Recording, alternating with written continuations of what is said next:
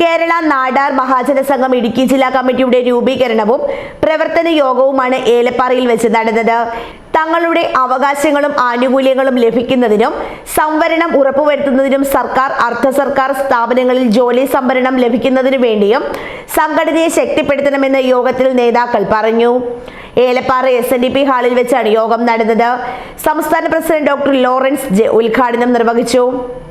ഞങ്ങളുടെ സംഘടനയിൽ ശക്തമായ നേതൃത്വമുണ്ട്, നേതാക്കളുണ്ട്. അത് ഞങ്ങൾ വന്നിട്ട് ഇനി സർക്കാരിനെ ഓർമ്മിപ്പിച്ചു കഴിഞ്ഞു. നാടാർ അവകാശ സമരം ഞങ്ങൾ ആവശ്യപ്പെട്ടത് നാടാർ സമുദായത്തിലെ കുട്ടികൾക്ക് വിദ്യാഭ്യാസത്തിന് വേണ്ടി 7% സംവരണം തരണം. അപ്പോൾ മുങ്ങി വരുന്നു ലത്തീൻ കത്തോലിക്ക പള്ളി, അടുത്ത മുങ്ങി വരുന്നു CSI സഭ. ഈ സമുദായത്തിനെ ചിന്തിച്ച് ഭിന്നിപ്പിച്ചിരിക്കുകയാണ്. യോഗത്തിൽ KP വിജയൻ അധ്യക്ഷനായിരുന്നു.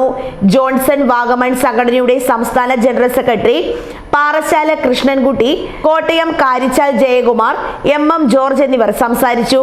തുടർന്ന് പുതിയ ഭാരവാഹികളുടെ തിരഞ്ഞെടുപ്പ് നടന്നു.